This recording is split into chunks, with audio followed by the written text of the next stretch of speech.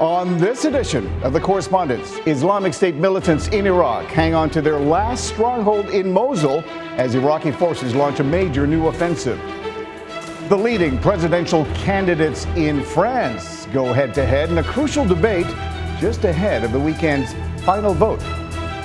And President Trump meets with the leaders of the Palestinian Authority, both pledging to achieve a breakthrough for Middle East peace.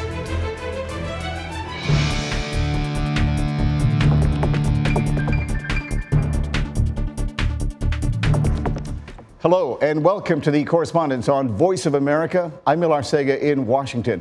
Islamic State militants this week are defending their last remaining stronghold in Mosul with a seemingly endless supply of ammunition as Iraqi forces attempt to surround the ancient city with a major new offensive from the north. VOA's Heather Murdoch has our report from Mosul. Iraqi forces are amassed here at the northern border of Islamic State's final stronghold in Mosul. This new offensive marks a shift in Iraqi and coalition tactics after Islamic State militants' fierce defense of Mosul's old city stalled progress in recent weeks. Soldiers say they expect the beginning of the battle to be swift before they get into the denser population centers further in the city. But civilians say many families have been forced by the militants to move into these areas, and they fear large numbers of casualties. I'm Heather Murdoch reporting from Mosul, VOA News. And for the latest now on efforts to retake the old city, we are joined on Skype from Erbil in northern Iraq by VOA war correspondent Heather Murdoch, who, as you know, filed that report for us from the front lines, and right here in Washington by VOA Kurdish service broadcaster Khalid Fatah. I thank you both for joining us. Heather, you just got back from Mosul from the front lines last night. What did you see there, and where are you seeing the heaviest fighting? Well, the heaviest fighting right now is clearly in one place. It's in northwestern Mosul, where yesterday 5 full divisions of Iraqi military forces and coalition forces began an offensive. Previously, they had been coming from the south up towards the old city of Mosul and other neighborhoods. Now they're pushing down from the north. So the fighting is pretty fierce in spots. How are the civilians dealing with that? How are they faring? Well, I understand about 1,000 families escaped yesterday, which is actually a small number considering the size of the offensive. The civilians that come out of these areas report very dire situations such that people are spending their last bits of money to pay for things like weeds to eat because they're literally out of food and water, and there hasn't been electricity for a long time. Plus, they are subject to heavy aerial bombardments in advance even of the fighting on the ground. Khalid, it's a tough situation there for civilians, but it has to be a tough situation for the soldiers and also Islamic State militants who are basically hunkered down there. How can those militants still be fighting 6 months after this operation? Where are they getting their supplies, their ammunition? Are they getting any help? We should remember that ISIS, after they took over Mosul, they seized large number of the weapon. Most of them they were advanced weapon that the U.S. provided for Iraqi military. Also the cache, about like 70 to 100,000 soldiers was in Mosul. All these weapons fall in hand of ISIS. Also ISIS got weapon from Syrian military base. During these 2 years, they strengthened their position in Mosul, and they collect that. So, Khalid, they essentially have a large cache of weapons left over from years ago. From years ago and been using. And we don't forget, in this situation, there are always kind of smuggling across the official borders from maybe Syria or Turkey or any other places. I mean, we can't forget that part of the way to obtain military equipment. So there are still ways for supplies to get into Daesh fortifications. Heather, what I understand is the latest push for Mosul appears to have been launched from the northern edge of the city. Now, how much of the city's perimeter do Iraqi forces actually control right now? Iraqi forces control the city of Mosul, the entire eastern half, the southwestern half, and then around the edges of the northwestern quarters. They're technically in Mosul city, and in some places they're actually in the city. But like, for example, I was with the Iraqi army fighting in the northwest yesterday, and they were actually in more of the suburbs, almost even the countryside. While they were technically within Mosul city, they were just edging up to the urban parts. Heather, are they at all getting close, or are Iraqi forces within range right now of the Al-Nouri Mosque, which, as you know, is fairly symbolic for Islamic State? Well, in the south, they've been sitting fairly close to the Al-Nouri Mosque, within sight of the Al-Nouri Mosque, for quite some time, for about a month even. In the north, there's quite some distance. I think that small area between the Iraqi front line in the south and the Al-Nouri Mosque is some of the fiercest held and most densely populated parts of Iraqi-controlled Mosul. So I believe, or any observer would guess, the idea is that if they come from the north and surround the old city, the most difficult part to take, they'll have a better chance of winning that ultimately. You're right. And Khalid, that's a fairly important and significant site, the Al-Nouri Mosque, because that's essentially where Abu Bakr al-Baghdadi essentially declared that he was a leader of this Islamic State Caliphate, right? What happens if Islamic State is unable to hold that particular mosque? I believe the Islamic State leaders understand they will not hold forever that area. Iraqi forces, Iraqi government, and the coalition, they determine they have a final decision to repeal ISIS from Mosul and from entire Iraq. The fighters are there; they will fight until the end. Those are the who left behind in Mosul. They just wasting the time, or they trying to, in some way to still talk to the people, saying this is the Islamic State still existing, but they will fight until the end. This is how it looks like. And now, Khalid, from your vantage point as a broadcaster for the for VOA's Kurdish service, how do you see this battle shaping up? Are Iraqi forces winning? Are Kurdish forces winning? Well, they are winning, but it's very slow pace. The Iraqi, this is the Iraqi decision. They have to have it. They have to end the violence in Iraq. If there are to reach that point, it's not the ISIS, the presence of ISIS. Maybe the stage after ISIS is more difficult. It's more challenging for the Iraqi government. Heather, I wanted to ask you, because you've spent some time with them, with the Iraqi soldiers. How is morale right now among those soldiers? I think morale right now is at a new high. I think the soldiers were getting bored and a bit depressed over the past month, where things have been not completely without movement, but the front lines have moved ever so slightly forward and back, and some units have had some actual neighborhoods that they've won. So the troops I was with yesterday, in the morning and the night before, they were incredibly excited. They hadn't done anything in 20 days in terms of fighting, and they were really happy to get back into it. In the morning, it was quickly depressed because ISIS was using heat-seeking missiles, which is not a new tactic, but it's more often deployed to go after their tanks, which is their front line, their first group that move in.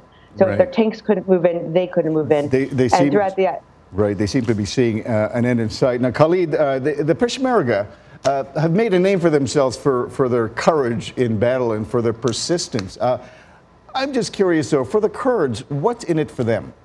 For the Kurds, it's security, defeating ISIS, defeating extremist group, armed group. It's very important. The Kurds suffer from these forces. They attack Sinjar, they attack Erbil. They were daily attacks on front line and Peshmerga lines.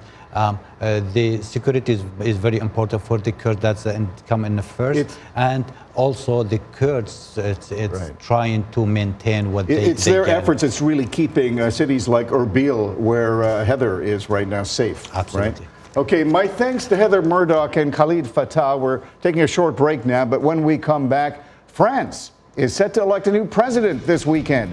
We'll take a look at where the race stands right after this break. This is The Correspondents on Voice of America.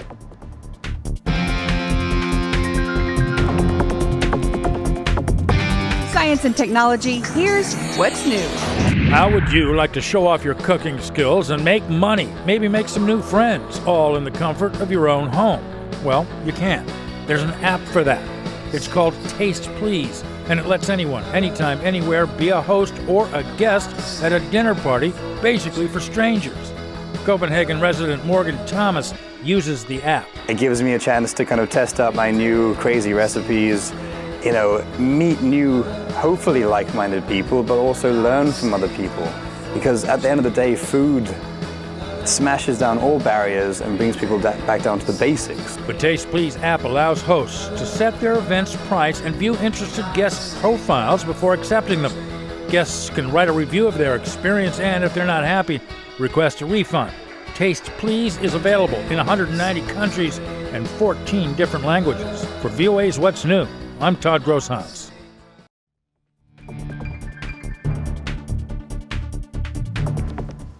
And welcome back to the Correspondents on Voice of America. I'm Millar Sega. Well, French presidential candidates Marine Le Pen and Emmanuel Macron met face-to-face this week for what may well have been their final debate. Now, the two won the most votes in the first round of the French election on April 23rd, but neither candidate won more than the 50% plus votes needed for a majority. Now, opinion polls ahead of the final vote Sunday show that Macron, the centrist candidate, is slightly ahead of the ultra-conservative Le Pen right now. VOA's Letizia Hoke has our report.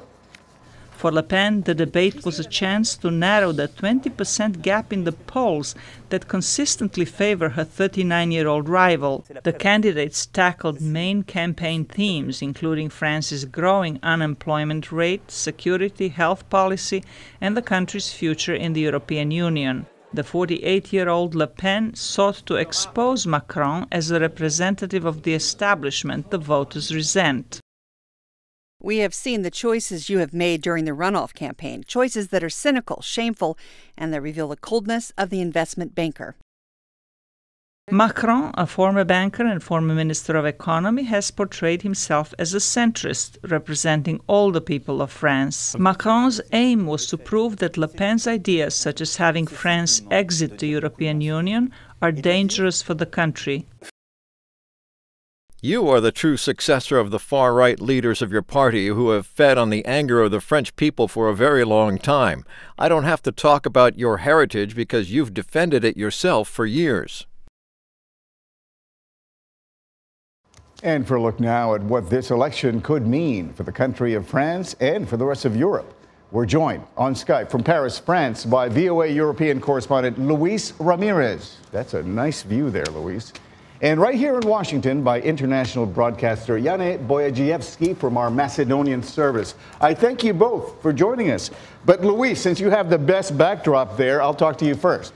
What's the mood in Paris right now as we approach this very crucial second round? Well, it's certainly one of great anticipation. This is perhaps the most contentious presidential race in France in the history of the Fifth Republic.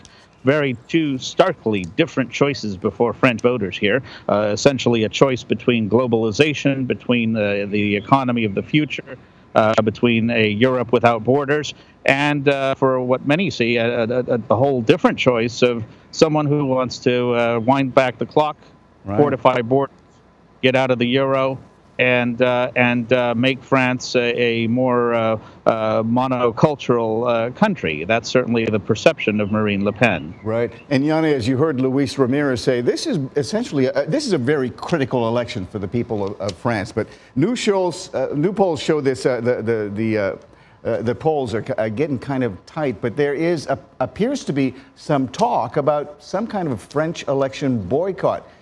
What do you know about that? What can you tell us about that? Shocking 14 million French people are planning to hand in a blank. A blank vote? Blank vote. Why? They feel disenchanted from the state of the French politics, that either far-right Marine Le Pen, anti-migrant, or... they don't like their choices. They don't feel that they represent them. They even feel, even further, they compare the both of them like you have to choose between the plague and the cholera, which is too much for me. But this is the first time since 1958 that the major right and left political parties are absent from the second round of the vote. And so, I want to say that 32% of the French people will not vote. That will be the highest number ever. If that happens, Janne, I mean, could that sway the election one way or another? Turnout is very important for Marine Le Pen, especially because the best bet for her is the people who do not vote for Macron in the first round should stay at home on Sunday. Wow. Luis, I want to get your thoughts on the debate that you saw this week. The New York Times described it as a study in violent verbal combat. I assume it must have been interesting for observers. How did you see it? Well, talking to people as they watched this debate on Wednesday night, certainly it was very interesting to see. First of all, there was a football match going on at that time. Oh, we seem to have lost Luis Ramirez. We'll try to get Luis Ramirez as quickly as we can for you. But Janne, let me turn to you. What issues do you think are motivating voters right now? The major issue is it time for Brexit? Because the French 2017 favorite, Emmanuel Macron, he warns European Union that if it's not reform itself, the Paris will follow Britain in a way out of Europe. He's pro-European politicians, that's for sure, that's a fact, but he warns that all French politicians must respect the voice of its own people. According to him, allowing the European Union to carry as it is right now, it will be a betrayal for the French people. So this will be a potential boost for British Prime Minister Theresa May in her Brexit talks against hardliners who do not want to change at all. Luis Ramirez, I believe we have Luis Ramirez back. You just heard about the comparison there between the French election and the upcoming snap election there in Britain.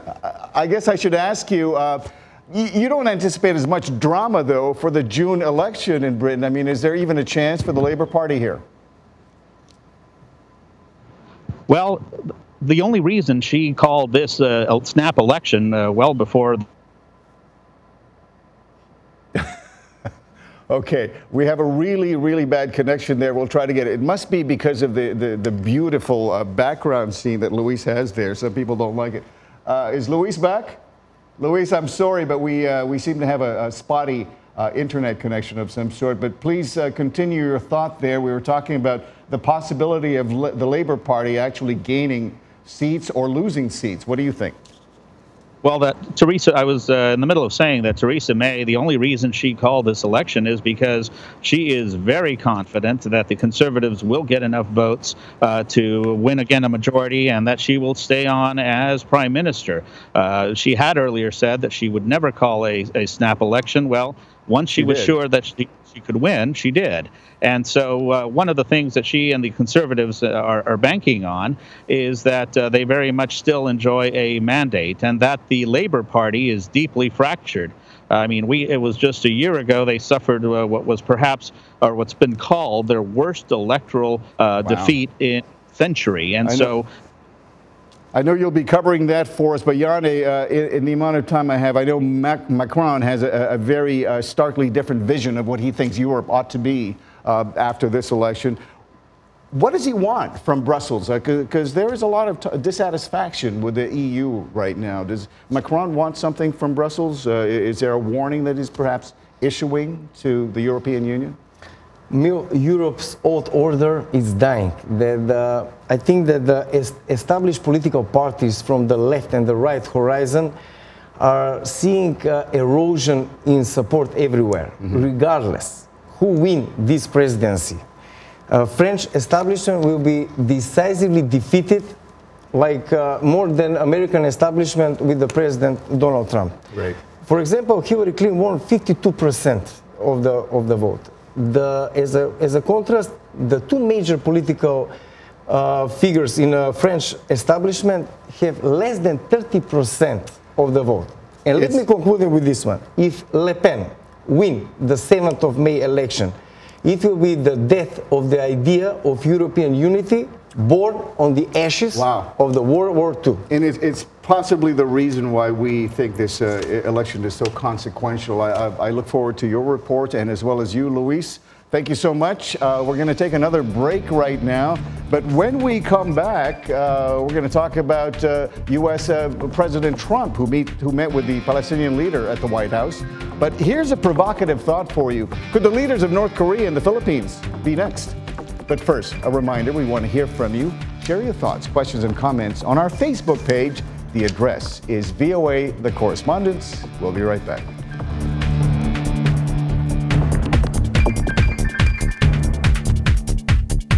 News and notes. This is Living Better. If you don't like going to the dentist, you surely wouldn't want to go as a test patient for a dentist in training. Now, a Japanese company has developed a way to have new dentists practice on dummy patients using mixed reality, a system that is the first of its kind. Usually, we'd have to use our imagination and an X-ray and sync that with what we're seeing in our patients, says system co-developer Tsutomu Kubota.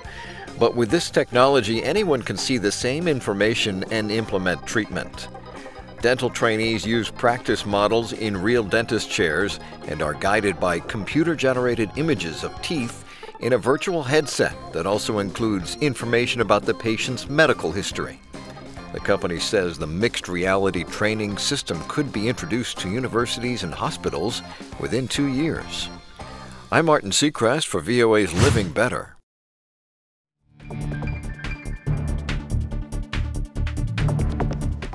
And welcome back to the Correspondents on Voice of America. I'm Millar Sega in Washington. The U.S. president and the leader of the Palestinian Authority pledged this week to work together to try to achieve a diplomatic breakthrough for Middle East peace. Now, that meeting comes just a few months after Donald Trump hosted Israeli Prime Minister Benjamin Netanyahu. VOA White House Bureau Chief Steve Herman has our report. The atmosphere was cordial when Donald Trump met Mahmoud Abbas, but the message from the American president was blunt. The United States will not dictate terms. The Palestinians and Israelis must work together to reach an agreement. But I would love to be a mediator or an arbitrator or a facilitator, and we will get this done. Standing alongside the U.S. president, Abbas said his people are the only ones in the world still living under occupation. I believe that we are capable under your leadership and your courageous stewardship and wisdom, as well as your great negotiating ability, with the grace of God and all your effort. We can be true partners to bring about a historic peace treaty. Minutes later, as a cabinet room lunch got underway, flanked by Vice President Mike Pence and Secretary of State Rex Tillerson, Trump told Abbas achieving the peace pact is maybe not as difficult as people have thought over the years. Difficulties achieving any lasting breakthrough have bedeviled Trump predecessors for decades. Really, how difficult can it be to achieve peace in the Middle East? Now, joining us now to discuss the meeting between Abbas and the president, our White House Bureau Chief, Steve Herman. I thank you for that report. Sorry about being facetious there, but I mean, peace, as you say, has been very elusive for previous presidents. What makes Donald Trump think that he might be able to succeed where the other presidents have failed? Because Donald Trump believes he's been able to succeed at anything he's put his mind to in the past, and why not Middle East peace? Right. Every administration takes a crack at it. Some have better success than others. I think what's notable here is they're starting on this very early.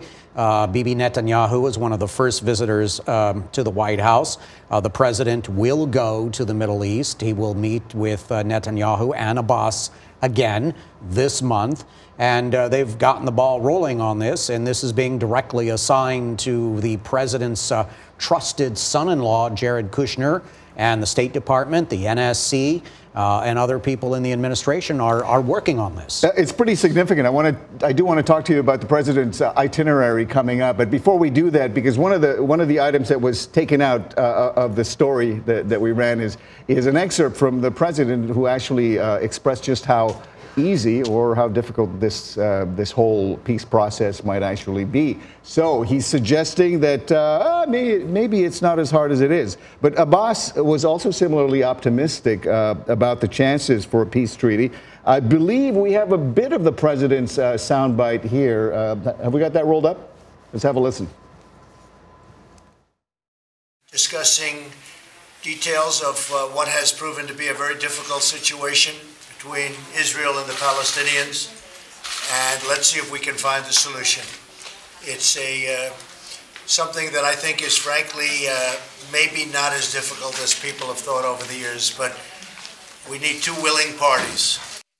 Might he regret that later on? I mean, he famously said something very similar about health care. I don't think President Trump regrets anything that he says. Right. He'll just find a different way to spin it.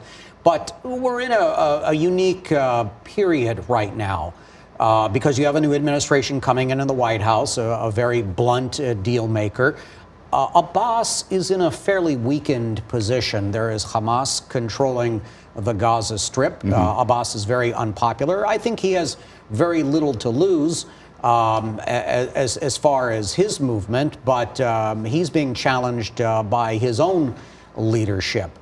Israel, you will have criticism towards any sort of deal from both the left and the right of Netanyahu. So it might take a very unorthodox, unconventional approach by someone like Donald Trump to try to push something through. But Steve, let me ask you this. Given his somewhat cozy relationship with Benjamin Netanyahu of Israel, does that make him a good impartial arbitrator for as some of the analysts I spoke with this week about this said, no one's expecting the United States to be a fair broker. They're looking for a strong broker here. And there's no doubt that Israel is in a much stronger position here. And the key really is going to be open and behind-the-scenes support from other countries, Arab countries, the Gulf countries, Saudi Arabia, perhaps Egypt, and especially Jordan.